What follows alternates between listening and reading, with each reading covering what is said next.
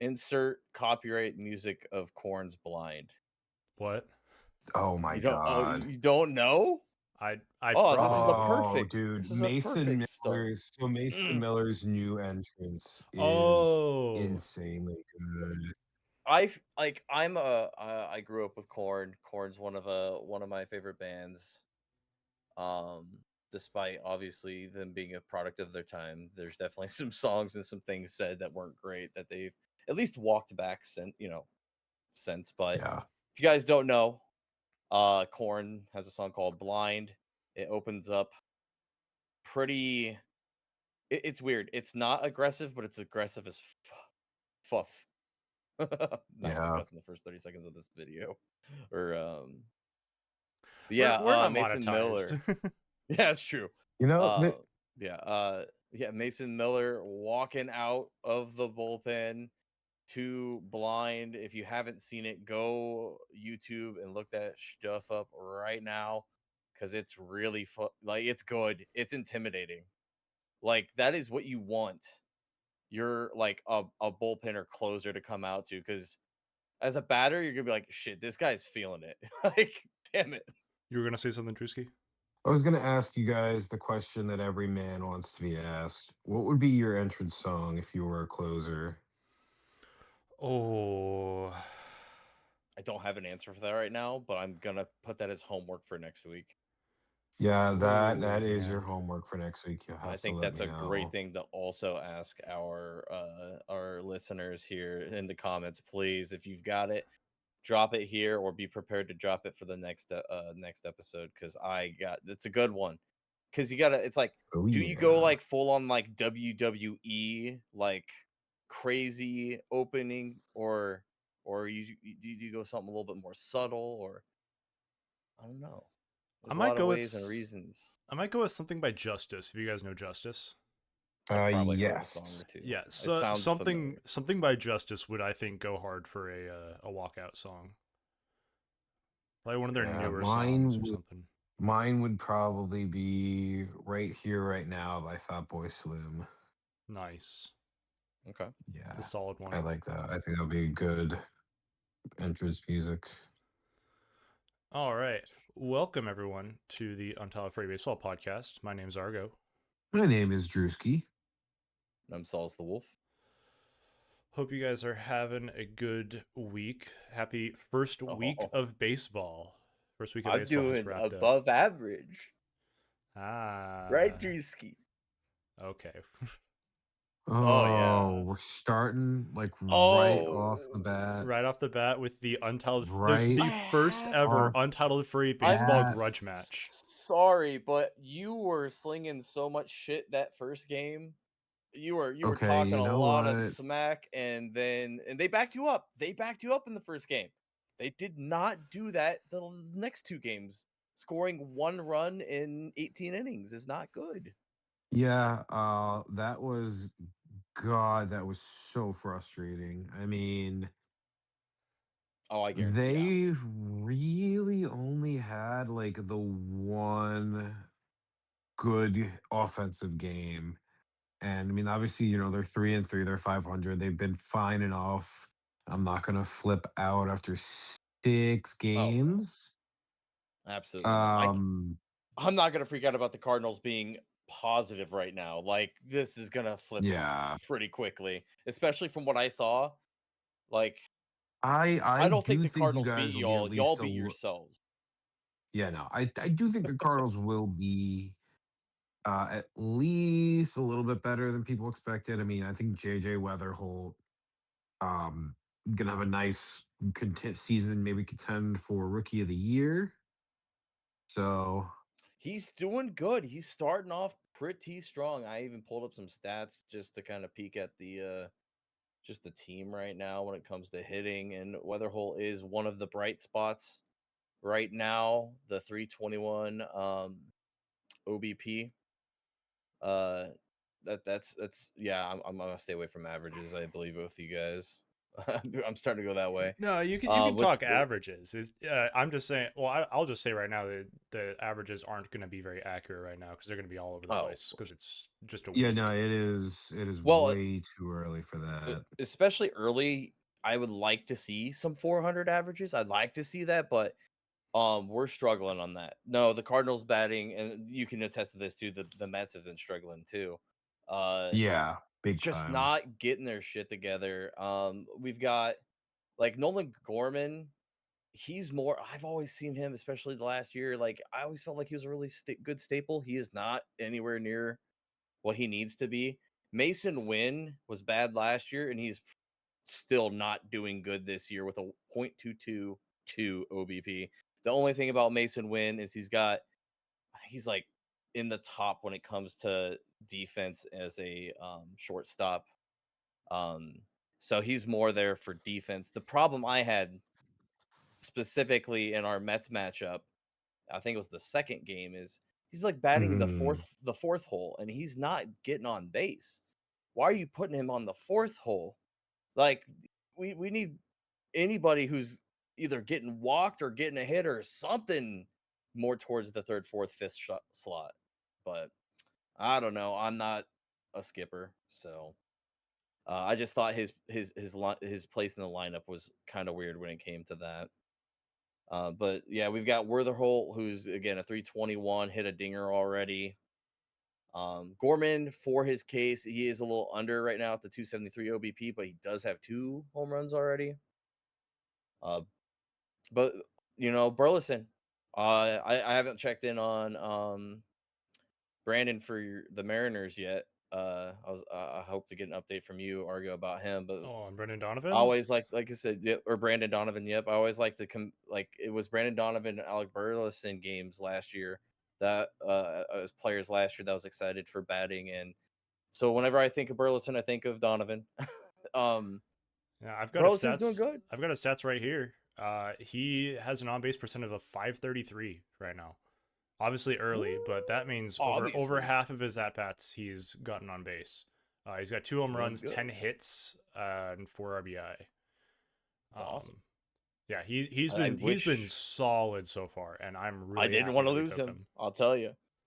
I understand why the Cardinals did what they did, but when he went, I was like, here's one of our major offensive pieces.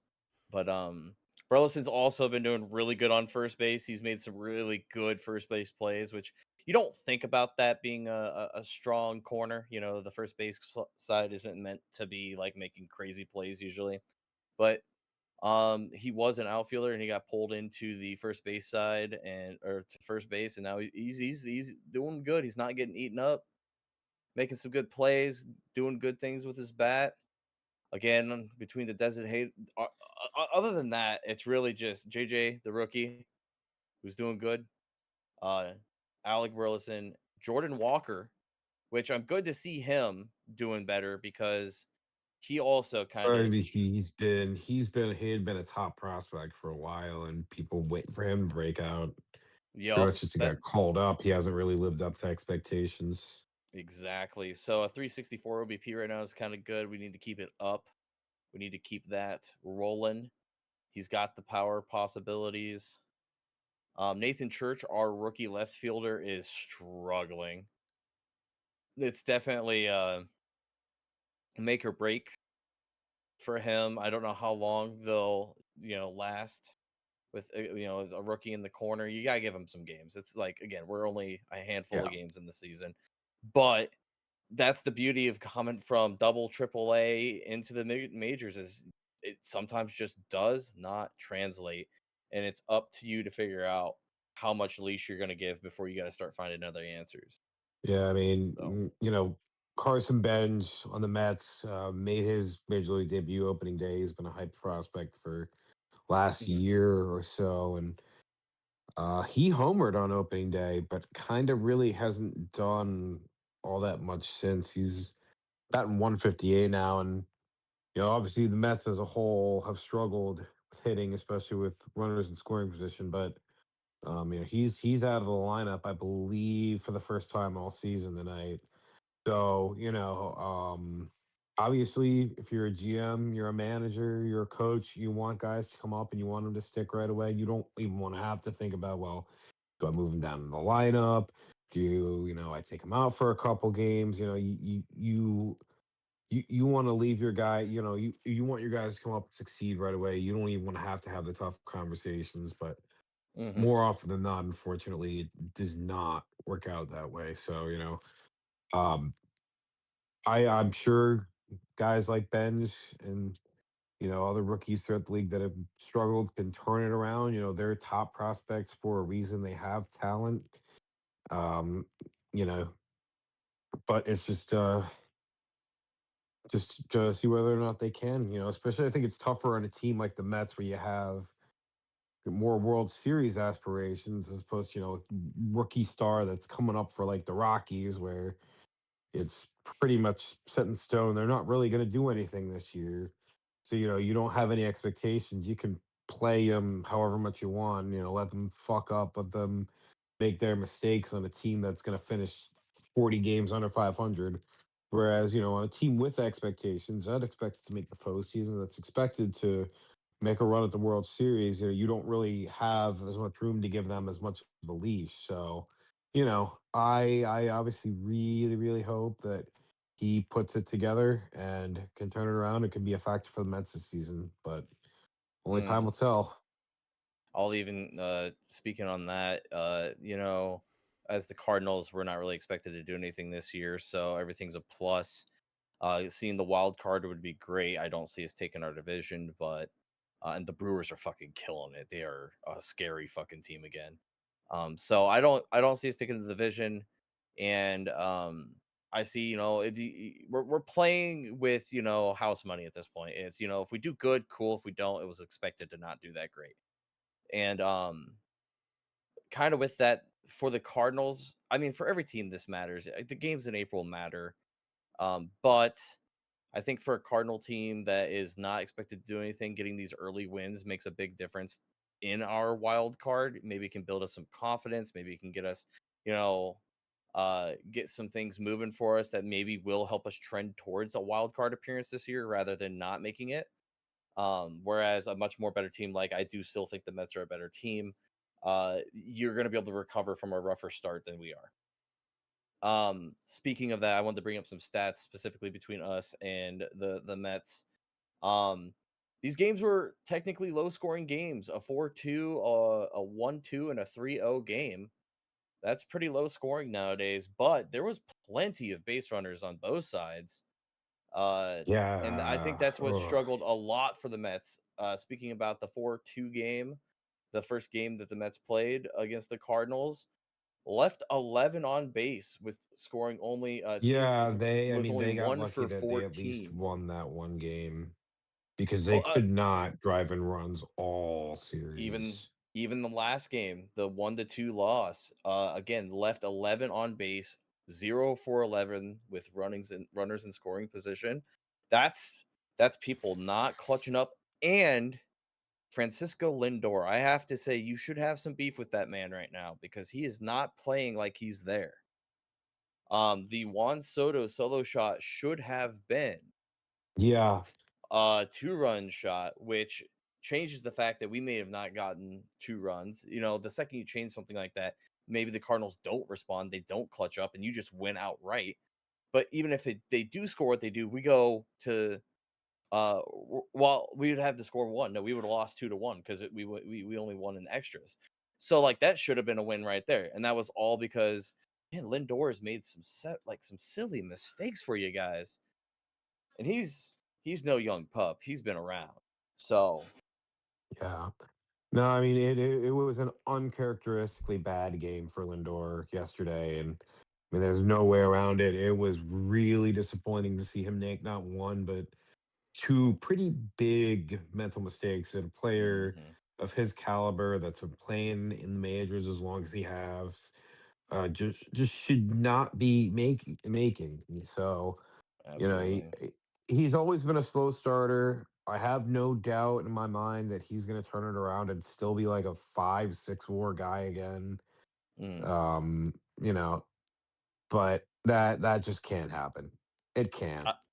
It's just it's weird. You got to ask the question why. You're starting off the season like this. It's better Yeah. to be doing it now than doing it during a run for the postseason later on in, like, August, September Yeah. for I sure. mean, But yeah, why are we doing it now, man? We got to be locked in.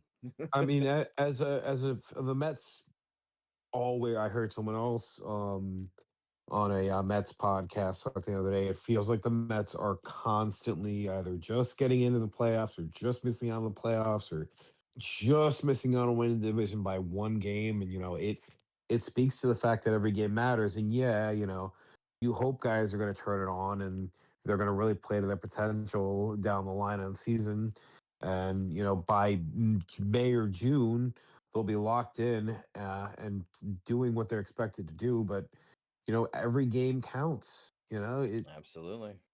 It it it was just super frustrating to see a guy like Lindor, who's been the heart and soul of this team for the last 5 seasons, make such a bad mistake. There's no way it's around it, and he took accountability. He's gonna be better, but dude, it just sucks to see. Absolutely. I wasn't expecting that. I've not followed him my whole career, but I've seen him. And I didn't expect that to come. I never would have thought to hear Francisco Lindor making these kind of mental mistakes, not only in just one game, but he's just kind of been not being what Francisco Lindor is. Like you said, the heart of the team kind of thing. So the good news is, like I said, he's getting talked to about it. He's gonna have to, whatever he's going through, work through that, and it's early, so that's a good thing to do now. It just sucks that it's happening at all.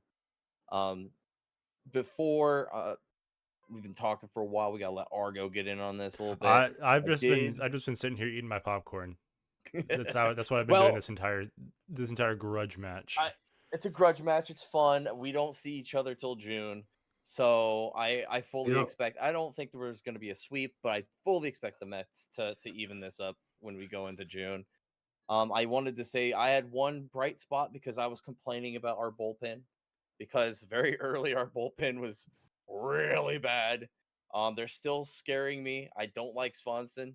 He still has an 18 ERA with a whip of a whip of 3. That's not great.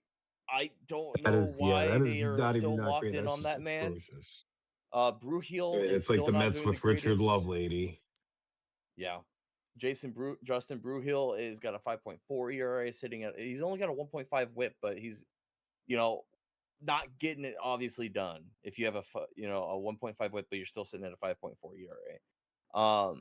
We have Matt Puchard still sitting at 27 ERA with a 4 whip. That's awful. Jesus. But something that has been really good, and I got terrified about last night because I thought for sure we were going to give you guys the game in extras, is we only let Riley O'Brien, who seems to be kind of our closer right now.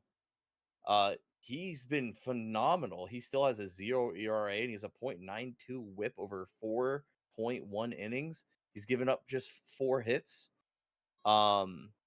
With 4 strikeouts, but like he's been looking really good. His stuff has been looking good. Very exciting. I just don't know about the people around him, man. It's just like we may have a closer. That's awesome, but they pulled him after the ninth. He didn't pitch more than 1 inning. So I was like, what the hell, guys? Our best guy so far, our best quote unquote reliever / closer. And you're gonna just, and I think they pitched it was either Bruhill or Swanson, I think, next. And I was like, oh God, somehow they got out of it. And again, last night, it is the Cardiac Cardinals. I am just, it's always gonna be those later innings that I'm like, oh, 5 runs, we're gonna give those up. Like, damn it. But we'll see. I'm just excited about Riley O'Brien at this point. Let's see if he can continue this dominance in this late role. Other than that, do you have anything else you want to say about your Mets? No, we got a series starting in San Francisco tonight, so Cool. that'll be fun to stay up till uh about 2 in the morning the next couple days. MLB Watch After them score Dark. like 2 runs all series. Yeah, Mets AD baby. Let's go. I know we got the Tigers. We're at the Tigers tomorrow. Today is travel day for us.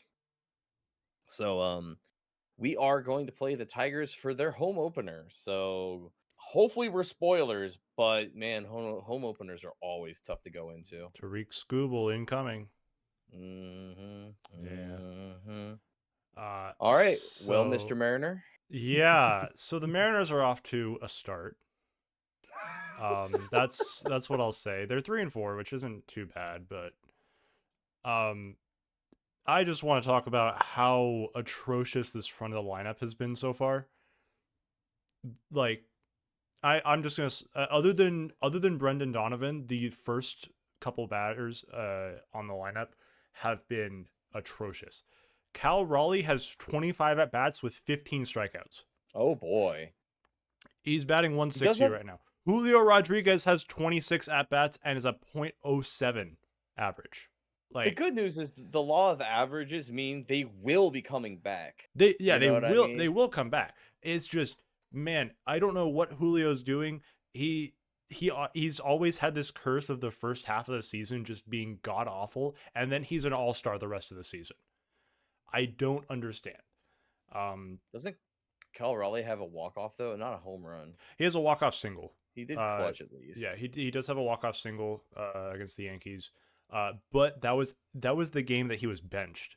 They benched him at the start of that game and then pulled him in Ryan later Bliss? in the game. That's why I'm seeing Ryan Bliss on your Mitch Garver? No, they had Rob Refsnyder, I believe, in place of him, and then they pulled him in at DH. I think that's right. But they did have Mitch Garver in as catcher that game. But yeah, Cal has been ice cold. He's been not hitting well. WBC, baby. Same thing with Josh Naylor. Josh Naylor has a single hit in 27 at bats, which is only 5 strikeouts. He's got to get on base, man. Like, what is this? That's true. But yeah, the back half of this lineup though, I do want to talk about that because they've actually been really solid. Specifically Luke Raley with 3 home runs already on the year. Dominic Canzone that I've already talked about. I talked about Brendan Donovan. Brendan Donovan's been solid. Dominic Canzone's also been solid in the DH spot. Cole Young, who was a rookie last season, has also been really, really good so far. So the latter half of the lineup is actually looking pretty okay, but the front half is so behind, and they really got to get with it. As for the pitching, though, I've got some compliments to make, especially to my GOAT that I didn't think would be my GOAT, Emerson Hancock, who pitched 6 scoreless innings against the Guardians. He isn't usually in our starter rotation because in place of him is I'm blanking on the name here, Bryce Miller. He's supposed to be in place, but he's on the injured list, and so Emerson Hancock is in covering for him, and he threw 9 strikeouts in 6 innings, into a 6 hitless innings, I should say, and ended up bringing out a win in that game. So very happy for him. The rest of the pitching has been 9 strikeouts has been really, really solid. Rest of the team, getting out the jitters, they've been pretty solid as well. And yeah, that's what I got to say about how the Mariners are doing. But I have another topic for the Mariners though, which I think will be a good discussion here, because some big news came out yesterday that the Mariners and top prospect Colt Emerson have agreed on an 8-year, $95 million contract. Colt Emerson has not played a single game in the major leagues. This is the largest contract that's ever been given out to a player that has never played in the major leagues. And What's he in? What? What league is he in? Double, triple? AAA. He is AAA? Yeah. He plays for the Rainiers. I believe Rainiers are the main team that they feed to. Dude, he must. He must be doing something to impress them, and they know he's in spring training. In spring training, he's been really good. Just the question is, will we actually see him this season? This does indicate to pretty much everybody to say that he's going to be taking over for JP Crawford, because JP's his contract ends after this season. So we're likely going to put him into free agency after this. He's been on a 5-year contract. And so Colt Emerson will likely be taking his spot at shortstop. So I want to hear your thoughts on this. What do you guys think of signing your top prospect to an 8-year contract before they've even played a single game? And it was 95 mil? 95 million over 8 years. If it's guaranteed, I mean, it's that's guaranteed. all baseball contracts. I feel like that's worse on the prospect side. $95 million is obviously a stupid amount of money. But if you're a good player and you make it to the majors and you become a household name, you're worth more than 10 million a year. So it's one of those things where you're definitely not gambling on your future. You're just locking in the early. Because if it's guaranteed, that means they have to pay him no matter what, right? Like, yeah, he's guaranteed. Even if he comes up and just shits the bed, 95 million still can retire you for plenty. Plenty. Yeah. Your kids will be retired before they're born. So I don't know. I mean, guys are coming up. They're playing 6 seasons, and the first 4 that they're not really making much at all, and then you finally hit arbitration and you make some money, but you're not really getting the big bucks for 6 seasons anyway. So, Yeah. I mean, if Colt Emerson is what he is expected to be, maybe those first couple years that would have technically been part of a free agent deal, he might make less. But I mean, guys are not getting called up and immediately making $10 million a year. That's just not how it works. So on the player side, there is the financial stability of if God forbid anything happens, they get hurt, they get the yips, they're set. But on the team side, you're getting that guy for some incredible value. If he is what he's expected to be, I mean, yeah, he's making more than a rookie normally would for his first few years, but those two extra years where he's making 10, where if he got to the open market, he'd be making 30 million a year plus somewhere. It is about a win-win as it can get, because you're committing to your young guys as a team, and as a young player, you're getting the financial stability, and you get the confidence of your team betting on you. Right. I would say it's more of a gamble on obviously the team's side. It's a lot of money. It's not a lot of money, like you said, in the grand scheme of if this guy becomes an all-star, you're good. But so it's a gamble. It is a gamble that has the downside is you may be committing way too much money, because a rookie contract, the minimum required to pay a rookie is $780,000 for their first 3 seasons. I believe. It's one of those things where he's getting paid over 10, and that's insane. You're not even making $1 million on minimum, and he's making 10, but you pay that money, and if he does extremely well, you're just you're just raking it in. You're also locking him in, and he feels like Drewski was saying, he feels indebted to the team. You kind of feel like you love the team more because of it, because they obviously were willing to put down the money early on you. And if the guy doesn't work out, as long as he's not a complete bust, there's a trade to be made somewhere around there that could help or there's ways to make that money move around a little bit. There's a way that they wouldn't have to necessarily pay that entire contract out. Or people are going to see him as too rich and they're going to say, no, he's on your books the whole time. But yeah, and for the kid, it's insurance, because he doesn't know how good he is going into the majors, and nobody's like Jordan, who knew he was going to be an all the one of the considered greatest of all time. So signing that, you get the money early, you're locked in, you're uh certain about your future and with your team, and I don't know, it's hard to say no to that. For sure, yeah. I personally am a pretty big fan of this decision because we already know that we're losing. We're probably not going to see him take any at bats this year for the Mariners. I don't see him being called up this season. I can see it for next season once JP Crawford is gone.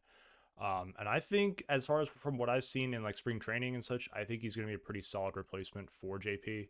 And I am more than fine with having him in place. You can do a lot of things with this.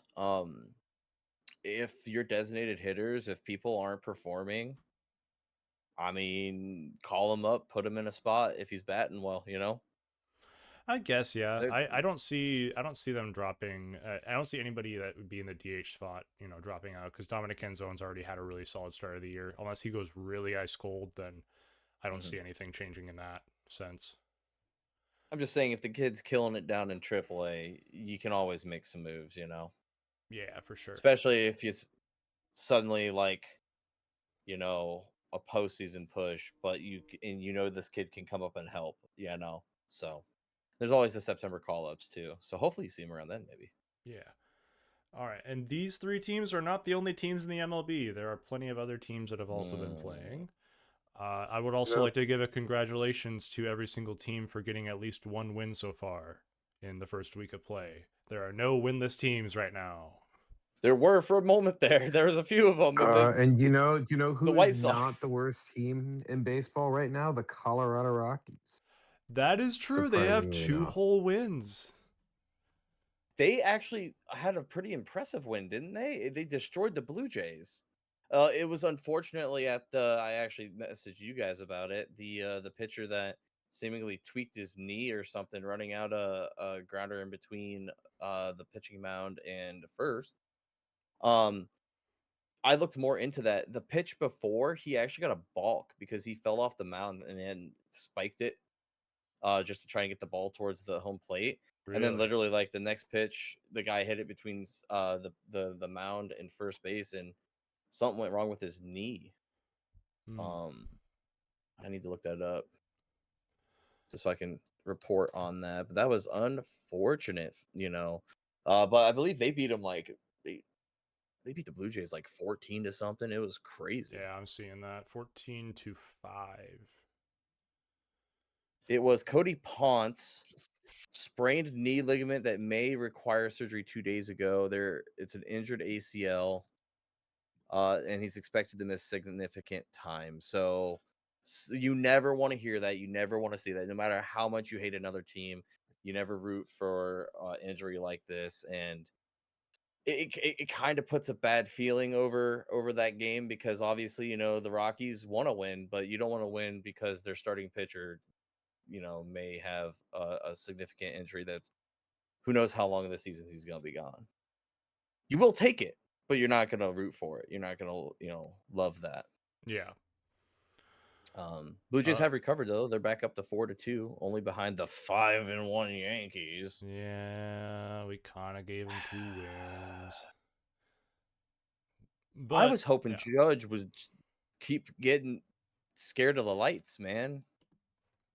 How has he been hitting, actually? Let me check. I was gonna say, he was a little troubled, I believe, but I think he's brought it back. He's 125. Okay, no, he's not doing good. He's got 2 homers and he's only got an OBP of 160. So no, he's still screwing it up.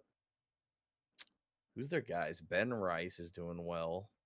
Oh, Giancarlo Stanton's fucking crushing it. 20 at bats, 500 average, and 500 OBP. Goddamn. He's just gotten 10 hits. But fuck, Grichuk's on their team still. I always love seeing. Do you ever do that when you're looking at other teams and you look like, oh, that's a former Cardinal, or that's a former Met? Who are you shocked about? Drewski, are you seeing anybody while Argo's thinking about that? Is there any team that's kind of? I mean, I can't really make judgments based off 6 games, but I mean, I think the Nationals are probably going to be better than expected. They're not going to be a good team, but they'll be the typical thorn in the side of all the teams in the NL East that are trying to contend. I am kind of surprised. I mean, the Pirates did take game 3 of our series. But I definitely expect them to be a lot more competitive than they were over those first few games. And yeah, I mean, I I don't make judgments based off of 3 games. It's tough, or 6 games. It's tough to do that. Um, so I'm not really going to say I'm surprised or not surprised by anything just yet. Talk to me in about a month or so, and if Carson Benz is batting like 400 at that point, I'd love to talk about it. But right now, I think it's a little too early to make judgment on anything. Oh, of course. There is something we can make judgment on that I know that Solis, you sent my way, that we talked about before in one of our early episodes, and that is ABS. I was gonna say I did want to speak on one thing. Oh, okay. Just because I saw it was the White Sox have a bright spot in their lineup right now.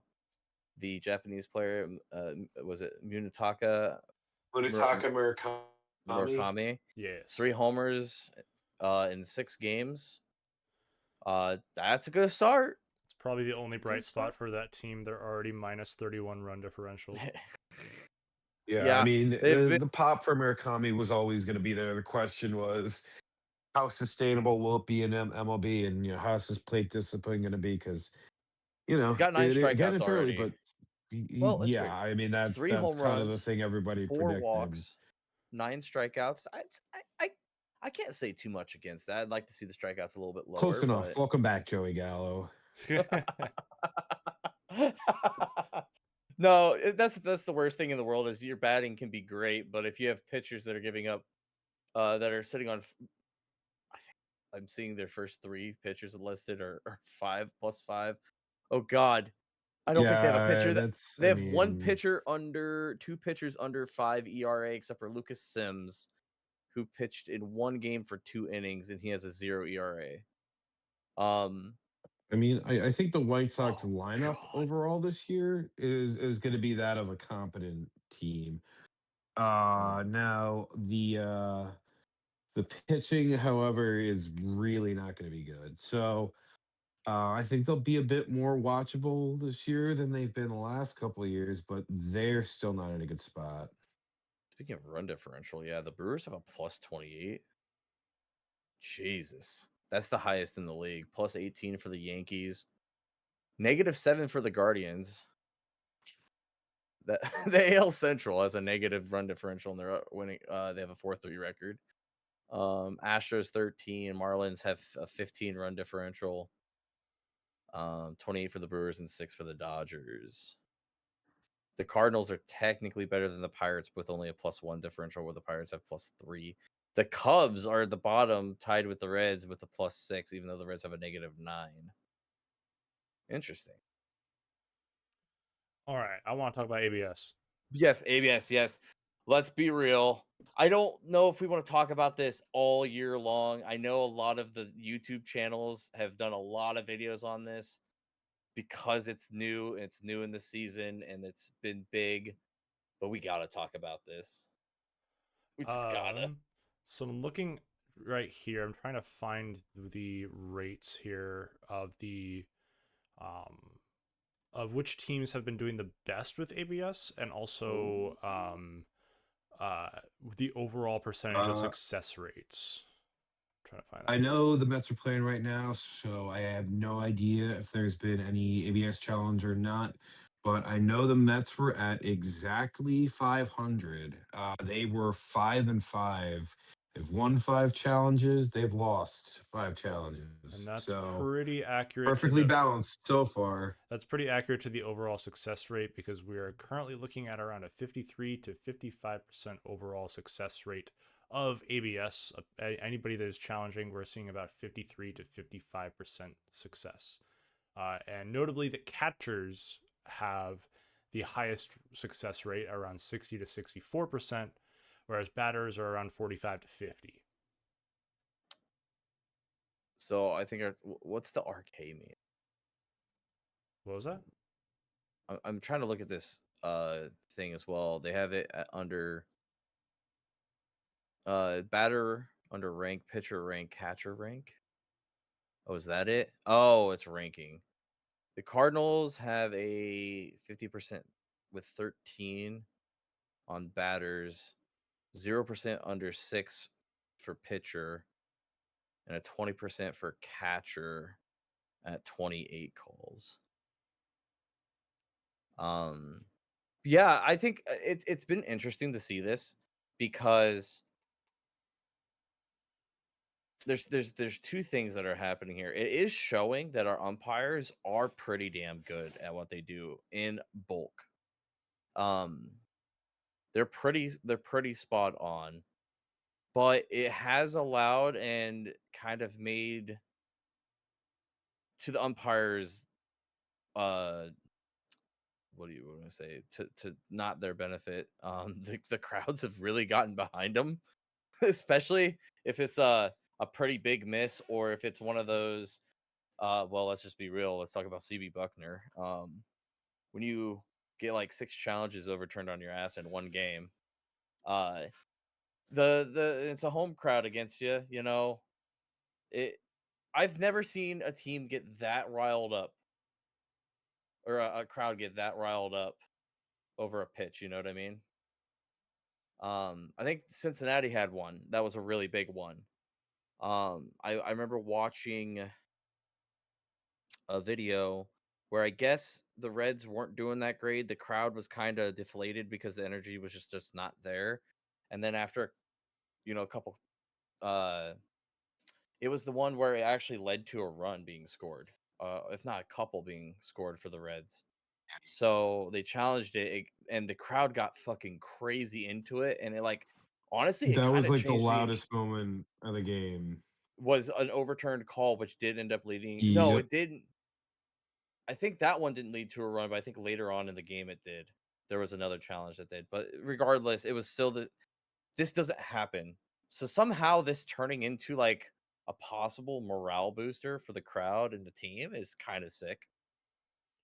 I think one of the most notable calls that we've seen with ABS. I know that this was the one that you sent me yesterday, Solis. The Orioles had an ABS challenge in the 9th inning, and it got a call overturned to win the game. Yes, They the first overturned. one. Yep, There was against. You go ahead.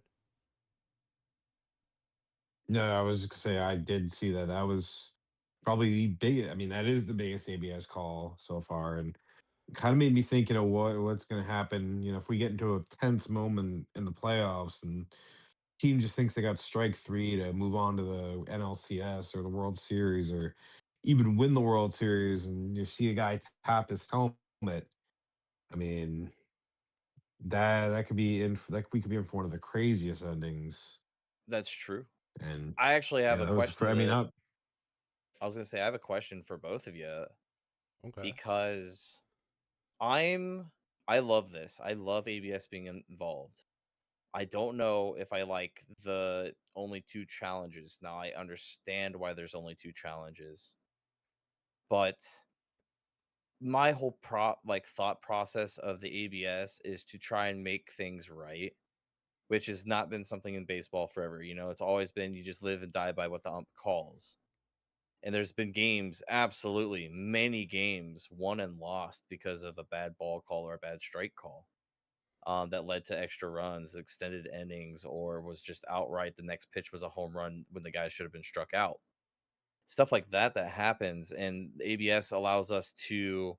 It's not to shame the umps. It's just making it right when and kind of keeping the opportunity equal, because just as many people that are going to say, "Oh, it got overturned," that's bullshit. They're going to have a play down the line that's going to be the exact same that comes back to them. It's going to be give and take. Um, but my question is, should this be more like on like should it stay to just 2 challenges, or do you think a rule should be implemented where if it's a game-changing call, because say the Orioles game, they were out of challenges and they couldn't have called that. That was a strike. That should have been the end of the yeah. game. That to me is unfair that, oh, because they didn't save their challenges till the 9th inning, I that they're mean, being punished for that, yeah. for the other 8 I am innings, you know what I mean? curious to kind of see how that will evolve because, I mean, in the NFL right now, you have last 2 minutes of the half. it just goes to automatic review. Coaches don't have to throw the challenge flag. Even if they're out of challenge flags, it's going to get reviewed. And I'm kind of curious, how they would go about that, because I really don't know that fellow umpires are going to want to step in and say, well, I think our guy behind home plate missed the call. Mm-hmm. But, it is an interesting point. I am curious how it will evolve for situations like that. Or, if it's just gonna be like, hey, you used up your two challenges, now you're screwed. Which I totally understand, and I can live with that. I just wonder how many teams are really going to restrict challenges early, because arguably, obviously, like say that Orioles game, the last pitch was instead of extending the at bat or I can't remember if it was a walk or not. Um, it ended up being a strike call and he was out in the end of the game. You're not going to argue that the first pitch of an at bat it's called a ball, but it should have been a strike, or vice versa. Like obviously, that changes the entire at bat. It changes the pitch progression for the pitcher. It changes how the batter is going to attack the zone, um, or defend against the pit whatever is being pitched. All of those do make big changes based off of that's the whole concept. So you can't do that for every single freaking pitch, because already they complain about baseball games being too long, and they're already saying that these challenges are already extending a little bit of time. So that's why they're already like, well, we can't do more challenges because it's just going to make baseball games longer and people are going to get more bored, or it's going to drive people away, what have you. I would like um to ask where you're hearing that it's extending time, because the challenges are, I saw a stat line and the challenges are like the shortest challenge in any professional sport. Like it is the average Yeah, amount of marginal. it time is, literally takes. Yeah, so it's I marginal mean, what? now. I think it's I saw it was within minutes. It's like a total game is only extended by at most a couple minutes. Except for there has I been mean, a with the couple other pace ABS of play issues rules, where the I'm not really technology, gonna lose sleep over that. right. yeah. The technology has failed like once or twice where like the ABS thing didn't work and they waited for like 5 minutes and then they're like, well, ABS isn't working. We're just gonna continue the game or keeping it whatever the ump called it. I think it happened like once or twice. Technology is gonna fail occasionally. Um, the argument is if you start going to a model where it's like game changing pitches, that increases the amount of challenges there are, and it could extend the games longer. So that's why they're like, well, we can't get too crazy with it. Right now, it's not affecting the game very much. It's just if we challenge all of the calls or anything close, then you're looking at more significant uh you're looking at more significant time increase, and on top of that, you're breaking up that pitcher's rhythm, which is a very important thing to pitchers. So Yeah, I mean, before the current pace of play changes, there would be God. Like, I mean, you could go a minute in between that's pitches. true. There were So some people that made it their job to dilly I dally on mean, the fucking mound.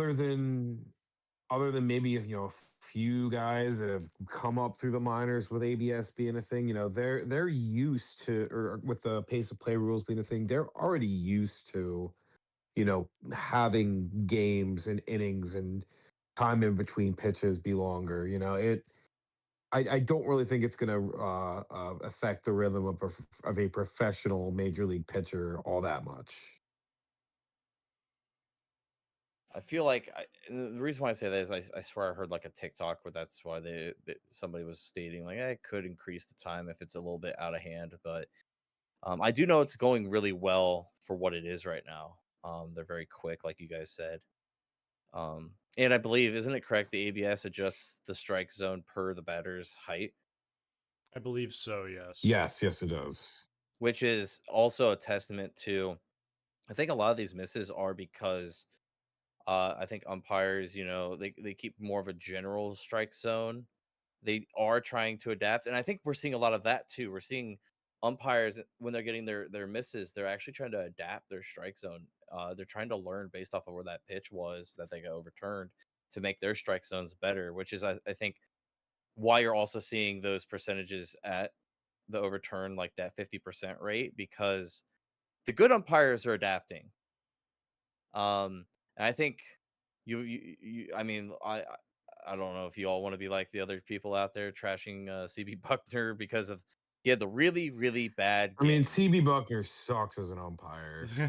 He's We always been needed somebody bad. to hate other than Angel Hernandez after he quit immediately, So Welcome back, Yeah. Angel Hernandez. yeah.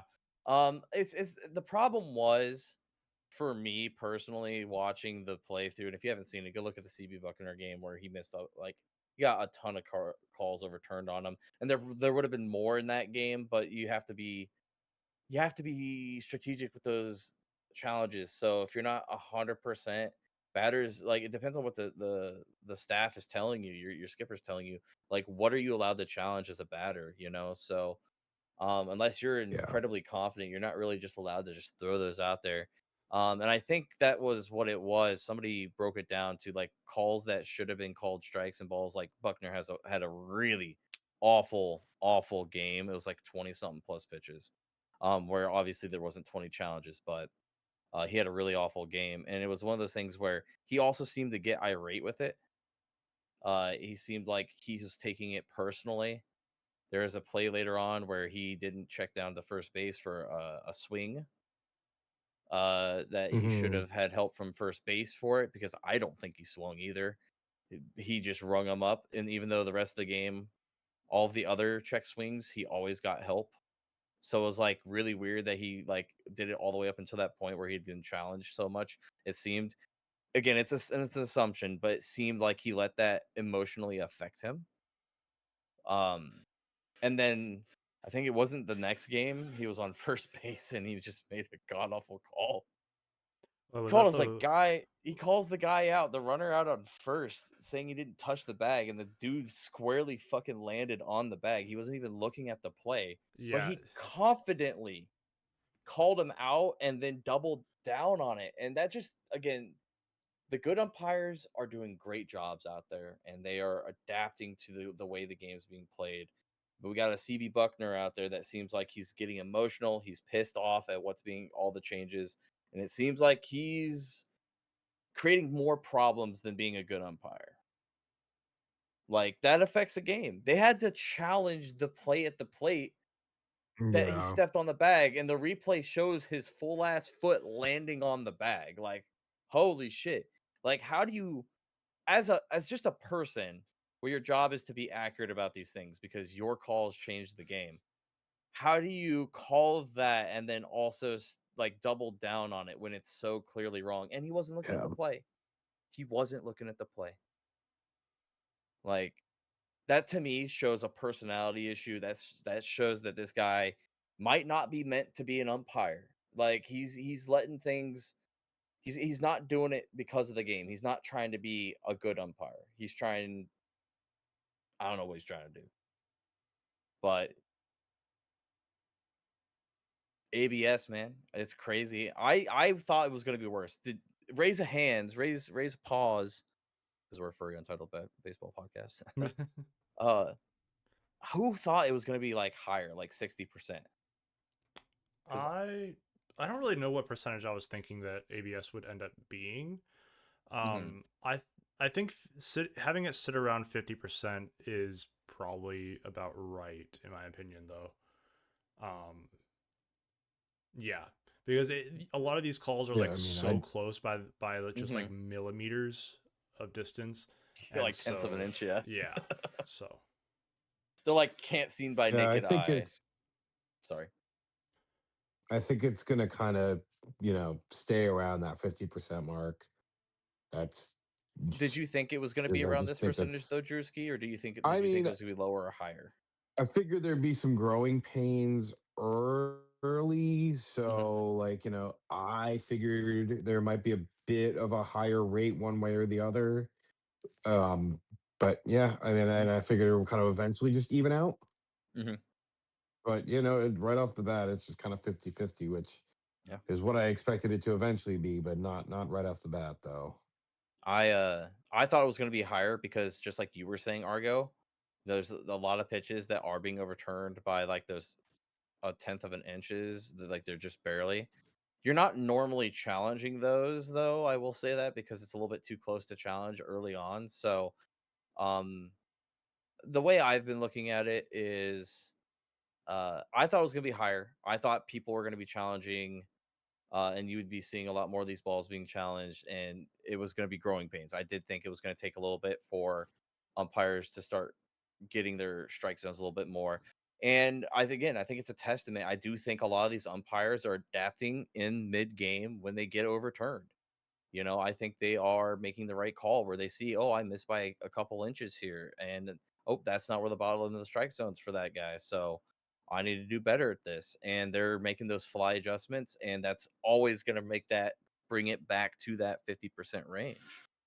Um, I will state though, and then obviously this is what you're going to see a lot of, and you saw it in even spring training, was the clip farms of those big misses. Like it's a ball that was called, but it was right down the middle. You're gonna see that TikTok before you're gonna see, oh hey, umpires are doing pretty good. It's like, oh my god, did you see the umpire that missed a 90-mile-an-hour fastball down the middle and called it a ball? Like it's sensationalism. Um, but that's the beauty of this system. I love the fact that you can challenge that, because beforehand you had to just eat it. The Yeah. batter had to eat a 98-mile-an-hour fastball down the middle as a or the pitcher had to eat that as a ball. Like, what the fuck? What's the pitcher supposed to do there? Now he doesn't have to. Now he can challenge it. Hopefully, as long as he's got Yeah, I mean, or a challenges. ball well off the plate, batter has to just kind of sit there and shrug it off, which Yep. can't imagine that's Well, easy. that changes at bats crazy. Like if you can get an ump to call a ball a strike that's 2 inches away, what is he going to do? I'm going to keep throwing sliders or sweepers or anything that goes towards that outside edge, and Yeah. just keep painting that because he called it a strike already. And the batter has to defend that. So now they're off balance, swinging out far to just make content and defend. So that was always the beauty of the game, be it a good beauty or an ugly beauty of the game. But you'd have to adjust to that. Well, the game kind of, as long as you've got challenges and you can make it right, that doesn't happen no more, and either for the benefit or the pitcher or batter. And again, I think it comes down to, let's just, in a game that's supposed to be built around skill, when you get those big misses, they should be challengeable. And maybe that's what the rule will change to. If ABS will just do a review super quick, and if it's more than like in 2 inches, it'll just auto change it. What do you think about that? Yeah. I I I mean, mean, they're not going to stop the play that often, Mm, but I mean, I could imagine in some higher leverage situations, maybe on there'll like just be an strike three automatic calls or ball review. four calls. I mean, but again, in the first inning, probably not. If we're in Mm, the top of the ninth, down by a run, then yeah, they probably could do that at some point. But they're not going to okay. stop a game that's it's the first batter of the first inning, or a team is down 10-0. There's no you know no point in stopping the game to review that. Like, that's ridiculous. I could argue that what was called a strike that should have been a walk, the first, leadoff batter of the first inning, that changes, the entire complexity of things. Obviously, it's what ifs at that point, but what if the next guy hit a two-run it bomb? I mean, And with, it does, but like you can't. but Like yeah, the MLB has been so heavily focused on pace of play. hmm I can't really imagine them just constantly stopping play like that. Because I mean, at that point, what's even the point of worrying about having two challenges if you're just going to review all these things anyway? Well, Again, it would I be, could picture it them would at just be some for point. like ball four calls or strike three calls, I Yeah, guess. But it would extend it. There would be a lot more challenge. Well, it wouldn't be challenges. Just it'd be a lot of reviews on those calls there'd over be a lot of time. stoppage. I mean, I don't think there's a huge amount. Like, I mean, there's probably Mhm. what per game, like 4 or 5, maybe 6 plays that are either a walk or a strikeout looking. There's not a huge amount, but it's still enough that I really don't think they're gonna stop play that much to review it. And Mhm. again, it also defeats the purpose of um having two challenges per team. Fair I enough. think it's something to think about and review down the line, but it's not something that's gonna really happen. Yeah. I think one of the best things or the biggest things to factor in here too is this entire season will allow for data to be collected, right? Which will, I think, be used to help further understand how Yeah. ABSs and challenges will be used in the future. Maybe 2's not enough. Maybe they do want to upgrade it to 3 or 4 a game. Just based off of maybe the stats change, it starts getting more lopsided, you know? Or, you know, umpiring just improves because they have in-game, you know, ability to adapt to the plays, and it jumps under 50% and gets better, you know? But this entire season is going to allow for data to be collected and really allow for the league to figure that out if we have another season. If we have another season. All right. Let's not forget. Yeah, I do need to get going, so I think that is a good place to call it. Thank you again for listening to the Untitled Furry Baseball Podcast. Be sure to like, comment, subscribe, all that good stuff, and let us know how your teams are doing, and also your walkout song. I'm so Or excited. walk-up song. We'd be interested to hear that too. Yes. All right. Have a good night, guys. Have a good one. Good night. Bye. Good night, everybody. Good night, ballers.